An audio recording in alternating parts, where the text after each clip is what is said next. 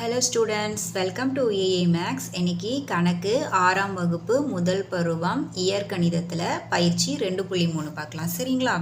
பயிற்சி 2.3 வந்து page number 52ல் இருக்குது. ஃபஸ்ட்டு சம் பாருங்கள்.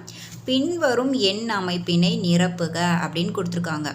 ஸோ வந்து இங்கே கீழே வந்து நமக்கு ஒரு 5 டைப்பில் வந்து நம்பர்ஸ் கொடுத்துருக்காங்க. அதை வந்து நம்ம என்ன பண்ணணுமா, ஆன்சர் பண்ணணும் அப்படின்னு சொல்லியிருக்காங்க. ஸோ நம்ம இந்த கணக்கை போட்டுடலாமா? இப்போது பாருங்கள், நான் இங்கே எழுதியிருக்கேன். ஓகேவா? 9லேருந்து 1 போச்சுன்னா நமக்கு எவ்வளோ? 8. அது உங்களுக்கு தெரிஞ்சது தான். அடுத்தது 98லேருந்து 21. சரிங்களா? அதை கழிச்சு போடலாமா? அப்போ 98லேருந்து 21 கழிச்சா நமக்கு என்ன விடை வருது? 8லேருந்து 1 போச்சுன்னா 7, 9லேருந்து 2 போச்சுன்னா 7, அப்போ 77. அடுத்தது 987லேருந்து 321 கழிக்கணும். ஸோ 987லேருந்து 321 கழிக்கலாம். 7லேருந்து 1 போச்சுன்னா 6, 8லேருந்து 2 போச்சுன்னா 6, 9லேருந்து 3 போச்சுன்னா 6, அப்போ 666. சரிங்களா? அடுத்த கணக்கு பாருங்கள். 9876 மைனஸ் 4321 கொடுத்துருக்காங்க. இப்போ இதை கழிச்சிடலாமா? அப்போ 9876 மைனஸ் 4321. சரிங்களா? இப்போ 6லேருந்து 1 போச்சுன்னா 5, 7லேருந்து 2 போச்சுன்னா 5, 8லேருந்து 3 போச்சுன்னா 5, 9லேருந்து 4 போச்சுன்னா நமக்கு என்ன? 5. சரிங்களா? அப்போ நம்மளோட விடை என்ன? 5555. அடுத்தது பாருங்கள். 98765 மைனஸ் 54321 கொடுத்துருக்காங்க. ஸோ இதை நம்ம கழிச்சிடலாமா? அப்போ 98765 54321. 5லேருந்து 1 போச்சுன்னா 4, 6லேருந்து 2 போச்சுன்னா 4, 7லேருந்து 3 போச்சுன்னா 4, 8லேருந்து 4 போச்சுன்னா 4, 9லேருந்து 5 போச்சுன்னா என்ன? 4. அப்போ நம்மளுடைய ஆன்சர் என்ன?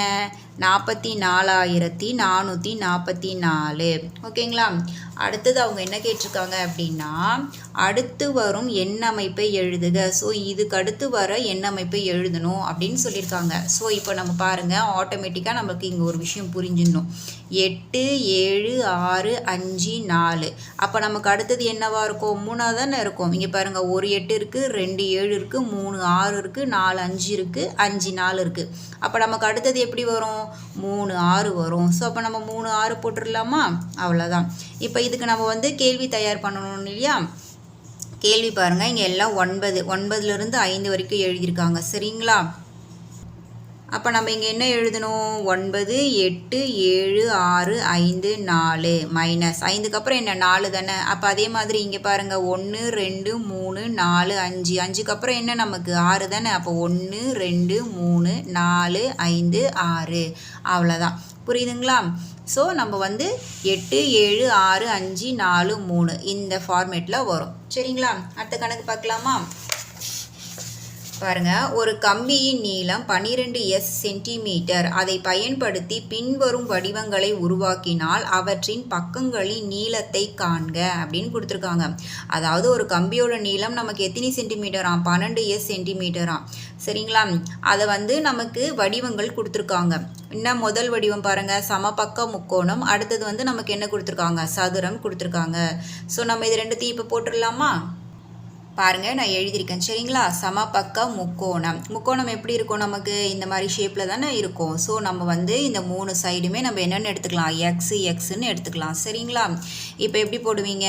X plus X plus X is equal to நமக்கு என்ன மதிப்பு கொடுத்துருந்தாங்க? கம்பியோட நீளம் 12. சரிங்களா? இப்போ என்ன பண்ணணும்? இந்த 3 எக்ஸையுமே வந்து நம்ம கூட்டிக்கணும். அப்போ எத்தனை எக்ஸ் இருக்குது? 1 2 3. அப்போ 3 எக்ஸ் இஸ் ஈக்குவல் டு 12. அப்போ எக்ஸ் இங்கே வச்சுக்கிட்டு 12 வகுத்தல் இந்த 3 வந்து என்ன பண்ணிடணும்? இங்கே போட்டுடணும். வகுத்தலுக்கு கீழே இந்த 3 வந்துடணும். சரிங்களா? இப்போ அடி கொடுக்கலாமா? நம்ம 1 3 3 4 3 12. அப்போ எக்ஸ் இஸ் ஈக்குவல் டு நமக்கு என்ன? 4. சரிங்களா? இப்போ சமபக்க முக்கோணத்துடைய எக்ஸோட மதிப்பு என்ன? நமக்கு 4ன்னு இருக்குது. சரிங்களா? அடுத்தது என்ன போடணும்? அடுத்தது ரெண்டாவது என்ன இருக்குது? சதுரம். சதுரம் போடலாமா? இப்போது சதுரம் எப்படி இருக்கும்? சதுரம் வந்து இந்த ஷேப்பில் இருக்கும். சரிங்களா? இப்போ நம்ம இது எக்ஸுன்னு கொடுத்துக்கலாம். ஓகேங்களா? இப்போ வந்து X plus is equal to நமக்கு எவ்வளோ கம்பி நீளம்? 12. அப்போ இந்த எக்ஸை 4யுமே கூட்டிக்கணும். அப்போ 4x இஸ் ஈக்குவல் டு 12. சரிங்களா? அப்போ எக்ஸ் இஸ் ஈக்குவல் டு இந்த 12 வகுத்தல் இந்த 4 வந்து நமக்கு இங்கே கீழே வரும். இப்போ நம்ம அடி கொடுக்கலாமா? ஒரு நாள் 4 3 என்ன நமக்கு 12. அப்போ எக்ஸ் இஸ் ஈக்குவல் டு நமக்கு என்ன 3. சரிங்களா? ஸோ சமபக்க முக்கோணத்தில் 4, சதுரத்தில் வந்து நமக்கு என்ன ஆன்சர் வந்திருக்கு? 3ன்னு வந்திருக்கு. அவ்வளோதான். புரியுதுங்களா? அடுத்த கணக்கு பார்க்கலாமா? பாருங்க, பின்வரும் அட்டவணையில் உள்ள வடிவங்களின் மற்றும் உருவங்களின் மதிப்பை காண்க. மேலும் அவற்றின் கிடைமட்ட மற்றும் செங்குத்து வரிசைகளின் கூடுதலை சரிபார்க்க அப்படின்னு கொடுத்துருக்காங்க. சரிங்களா? இப்போ வந்து நமக்கு வந்து இங்கே கீழே நல்லா பார்க்கணும். ஒரு ஸ்டார் கொடுத்துருக்காங்க, ஒரு ஸ்மைலி ஸ்டார் கொடுத்துருக்காங்க, இஸ் ஈக்குவல் டு 30ன்னு கொடுத்துருக்காங்க. ஸோ நம்ம படம் மட்டும் கொடுத்துட்டு நம்பர் கொடுத்துருக்காங்க கடைசியாக. அப்போது நம்ம என்ன பண்ணணும்? இந்த ஸ்டாருக்கு என்ன மதிப்புன்னு கண்டுபிடிக்கணும், இந்த ஸ்மைலிக்கு என்ன மதிப்புன்னு கண்டுபிடிக்கணும். ஸோ அப்போ இது எல்லாமே கண்டுபிடிச்சாதான் நம்ம என்ன பண்ணணும்? ஃபைனலாக ஆன்சர் எடுத்துகிட்டு வரணும். சரிங்களா? அப்போ நம்ம எதுக்கு கண்டுபிடிக்கணும்? ஸ்டாருக்கு, ஸ்மைலிக்கு, இங்கே ஒன்று கொடுத்துருக்காங்க பாருங்கள், முக்கோணத்துக்கு. ஸோ இந்த 3த்துக்குமே இப்போ நம்ம வந்து மதிப்பு கண்டுபிடிக்கணும். மதிப்பு கண்டுபிடிச்சாதான் நம்ம என்ன பண்ண முடியும்? ஈக்குவல் டு கொடுத்துருக்குற இடத்துல இதை எல்லாத்தையுமே கூட்டி நம்ம போட முடியும். இப்போ போட்டுடலாமா? நம்ம முதல்ல வந்து நம்ம ஸ்டாருக்கு கண்டுபிடிக்கலாமா? ஃபஸ்ட்டு இதை எடுத்துக்கலாமா? இந்த லைனில் இருக்கிறத 1 2 3 4 ஸ்டார் எடுத்துகிட்டு ஈக்குவல் டு 32ன்னு கொடுத்துருக்காங்க. ஸோ இதை எடுத்துக்கிட்டு நம்ம ஸ்டாரோட மதிப்பை கண்டுபிடிக்கலாம். சரிங்களா? பாருங்கள், 3வது கணக்கு. ஸ்டார் ப்ளஸ் 4 ஸ்டார் இருந்தது இல்லையா? ஈக்குவல்ட்டில் நமக்கு என்ன இருக்குது? 32. இப்போ இந்த 4 ஸ்டாரையுமே என்ன பண்ணிக்கணும்? கூட்டிக்கணும். அப்போ 4 ஸ்டார் வந்துருச்சா? Is equal to 32. இப்போ இந்த ஸ்டாரை நம்ம இங்கே வச்சுக்கிறோம். 32 இங்கே இருக்கும். இந்த 4 வந்து நமக்கு என்னவாகும்? வகுத்தல்லாம் வரும். அப்போ அடி கொடுத்தோம் அப்படின்னா ஒரு நாள் 4, 8 நாள் எவ்வளோ? நமக்கு 32. அப்போது நமக்கு ஸ்டாரோட மதிப்பு என்ன? 8. புரியுதுங்களா? இப்போ நம்ம ஸ்டாருக்கு மதிப்பு கண்டுபிடிச்சாச்சு. அடுத்தது எது கண்டுபிடிக்கணும்? இந்த ஸ்மைலி இருக்கு இல்லையா? இந்த இதுக்கு கண்டுபிடிக்கணும் இல்லையா? ஸோ இதுக்கு கண்டுபிடிச்சிடலாமா? இந்த ஸ்மைலிக்கு என்ன பண்ணுவீங்க? இதை எடுத்துக்கலாமா? ஸ்டார் ஸ்மைலி ஸ்டார் ஃபஸ்ட்டு ஒன்று எடுத்துக்கலாமா? இந்த 30 இது எடுத்துக்கலாமா?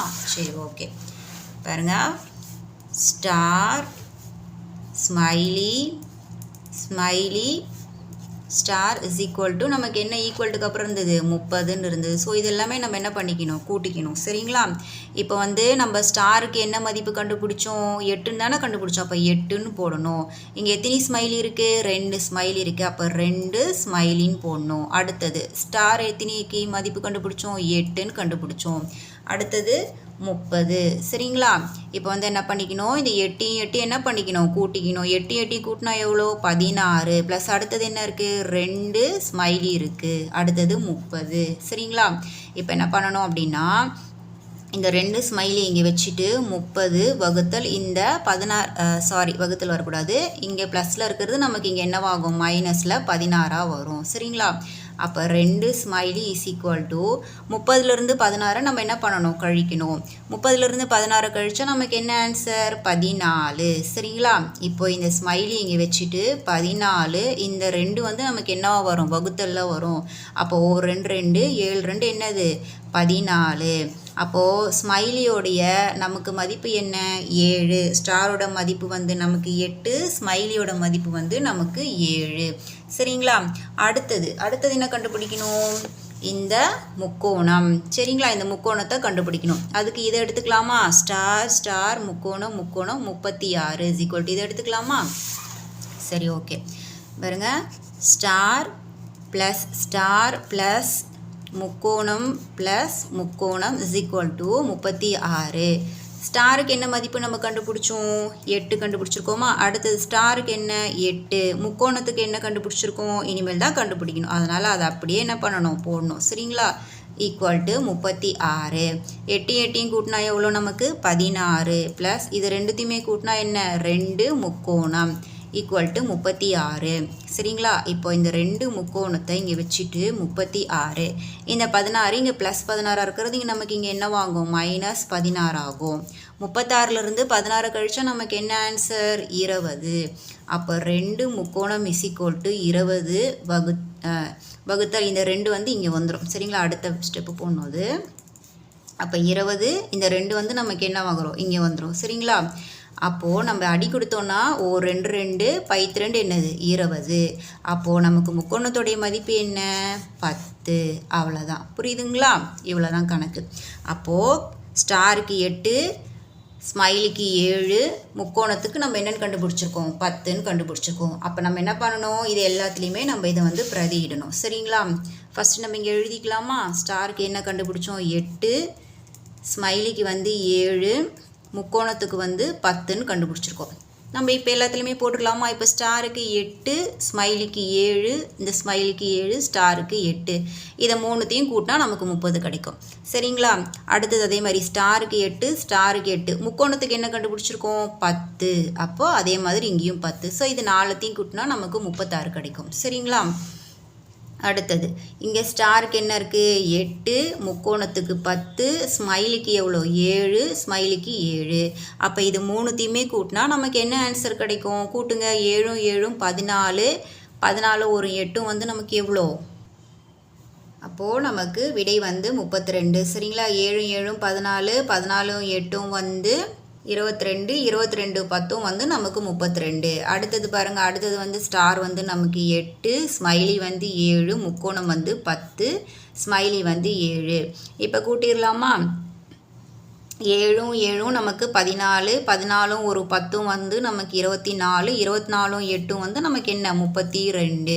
ஸோ இப்போ இந்த பக்கத்தில் இருக்கிறதெல்லாம் நம்ம கூட்டிட்டோம். இப்போ கீழேயும் நமக்கு என்ன கொடுத்துருக்காங்க? ஈக்குவல் கொடுத்துருக்காங்கல்ல. அப்போ நம்ம என்ன பண்ணணும் அப்படின்னா மேலேருந்து கூட்டிகிட்டு வரணும். ஓகேங்களா? இந்த பக்கத்துலேருந்து 7 8 10 7 இதை கூட்டணும். சரிங்களா? அப்போ 7 8 10 7 இதை கூட்டினா நமக்கு என்ன கிடைக்கும்? 32. அதே மாதிரி இங்கேருந்து இங்கே 7 10 7 10 இதை கூட்டினோம்னா 34. அதே மாதிரி இங்கேருந்து 8 10 7 7 இதை 4த்தையுமே கூட்டினா நமக்கு என்ன? 32. இப்போ இங்கேயும் ஒரு ஈக்குவல் கொடுத்துருக்காங்களா? அப்போ 30 36 32 32. ஸோ இது 4த்தையுமே கூட்டணும். இப்போ கூட்டிடலாமா? இது 4த்தையுமே 30 36 32 32. 6 2 8, 8 2 என்ன? நமக்கு 10. மேலே என்ன பண்ணணும்? 1 போடணும். அப்போது 3 3 1 4, 4 3 7, 7 3 10, 10 3 என்ன? 13. அப்போது நம்மளுடைய ஆன்சர் என்ன? 130. ஸோ 130ன்னு போட்டாச்சு. அவ்வளோதான். உங்களுக்கு புரிஞ்சிருச்சா? இங்கேருந்து இங்கே கூட்டி இங்கே போட்டுருணும், இங்கேருந்து கூட்டி இங்கே கீழே போட்டுருணும். அவ்வளோதான். சரிங்களா? அடுத்தது பாருங்கள். பின்வரும் அட்டவணையில் கால்புடி அதாவது கபடி விளையாட்டு தொடர் போட்டியில் வெற்றி பெற்ற 8 அணிகளின் முடிவுகள் கொடுக்கப்பட்டுள்ளன. அதாவது 8 அணிகள் வந்து என்ன பண்ணியிருக்காங்களாம்? கபடியில் பங்கேற்றிருக்காங்களாம். அவங்களுடைய விவரங்களை வந்து நமக்கு இங்கே கீழே கொடுத்துருக்காங்க.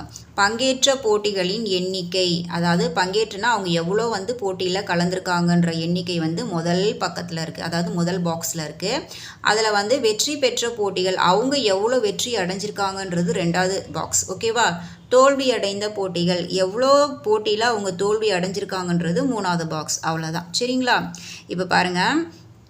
8 5 தோல்வி இங்கே வந்து மாறி, அதாவது வந்து மாறினா சொல்லியிருக்கேன் இல்லையா உங்களுக்கு? ஆங்கில எழுத்துக்களை தான் நம்ம வந்து கணக்கில் என்னன்னு சொல்லுவோம்? மாறிகள்னு சொல்லுவோம். சரிங்களா? இப்போ தோல்வி அடைந்த போட்டிகள் இங்கே கேன்னு கொடுத்துருக்காங்க. அப்போ இதை தான் நம்ம என்ன பண்ணணும்? கண்டுபிடிக்கணும். இப்போ பாருங்கள். தோல்வி அடைந்த போட்டிகள்னால் அப்போ 8லேருந்து 5 கழிக்கணும். அவங்க எவ்வளோ வந்து போட்டி கலந்துருக்காங்க, எவ்வளோ வெற்றி பெற்றிருக்காங்க. அப்போ இதிலேருந்து இதை கழிச்சா நமக்கு இங்கே என்ன ஆன்சர் கிடைச்சோம்? அப்போ 3. அப்போ 3 போட்டியில் அவங்க தோல்வி அடைஞ்சிருக்காங்க. அதே மாதிரி எம் அடுத்த பாக்ஸில் என்ன கொடுத்துருக்காங்க? எம் கண்டுபிடிக்கணும். ஸோ 7லேருந்து 6 போச்சுன்னா நமக்கு என்ன? 1. இங்கே பாருங்கள். மேலே சியில் வந்து பங்கேற்ற போட்டிகளின் எண்ணிக்கை அப்படின்னு கொடுத்துருக்காங்க. அப்போ அவங்க மொத்தம் எத்தனை போட்டியில் பங்கேற்றிருக்காங்கன்னு கேட்டிருக்காங்க. அப்போ நம்ம வெற்றி பெற்றதும் தோல்வி அடைந்தது 2த்தையுமே கூட்டினா நமக்கு மொத்தமாக கிடச்சிடும்ல. அப்போ 4 6 கூட்டினா நமக்கு என்ன? 10. அடுத்தது பாருங்கள். வெற்றி பெற்ற போட்டிகள்ன்ட்டு அடுத்த பாக்ஸில் கொடுத்துருக்காங்க பின்னுட்டு. இப்போ என்ன பண்ணணும் அப்படின்னா பங்கேற்ற போட்டிகளும் தோல்வியடைந்த போட்டிகள்லேருந்து இதிலிருந்து இதை வந்து நம்ம என்ன பண்ணணும்? கழிக்கணும். அப்போ 9லேருந்து 3 கழிச்சா நமக்கு என்ன? 6. அவ்வளோதான். சரிங்களா? அடுத்தது பாருங்கள். எஃப்ல வந்து என்ன கொடுத்துருக்காங்க? சி தோல்வி அடைந்த போட்டிகள் அப்படின்னு கொடுத்துருக்காங்க. அப்போ 10லேருந்து 6 நம்ம என்ன பண்ணணும்? கழிக்கணும். அப்போ 4. அதே மாதிரி லாஸ்ட்டு ஜியில் பாருங்கள் வெற்றி பெற்ற போட்டிகள்ன்ட்டு எக்ஸ் கொடுத்துருக்காங்க. அப்போ வந்து பங்கேற்ற போட்டிகளோட எண்ணிக்கையிலிருந்து தோல்வியடைந்த போட்டிகளை நம்ம என்ன பண்ணணும், கழிக்கணும். கழிச்சா நமக்கு என்ன ஆன்சர், 4. அடுத்தது பாருங்கள் ஒய் கொடுத்துருக்காங்க பங்கேற்ற போட்டிகளின் மொத்த எண்ணிக்கை. அப்போ 6யும் 3யும் கூட்டினா நமக்கு என்ன, 9. சரிங்களா, அவ்வளோதான். அடுத்தது பாருங்கள் இதில் ஒரு பாக்ஸ் நம்ம விட்டுட்டோம். அதாவது வந்து டியில் பாருங்கள் பங்கேற்ற போட்டிகளின் எண்ணிக்கை ஏன்னு இருக்கு இல்லையா. அப்போ அவங்க மொத்த போட்டிகள் எத்தனின்னு கேட்டிருக்காங்க. அப்போ நம்ம வெற்றி பெற்றதும் தோல்வி அடைந்ததும் கூட்டி என்ன பண்ணிடணும், மேலே போட்டுருணும். அப்போ 7யும் 2யும் கூட்டினா நமக்கு என்ன, 9. அவ்வளோதான். சரிங்களா, இவ்வளோதான் இந்த கணக்குடைய விடை. ஓகே, நான் இந்த சம்ஸோட இந்த வீடியோ முடிச்சுக்கிறேன். அடுத்தடுத்த சம்ஸ் பார்க்கணும் அப்படின்னா நம்மளோட ஏஏ மேக்ஸ் சேனலை வந்து சப்ஸ்கிரைப் பண்ணிக்கோங்க. தேங்க்யூ.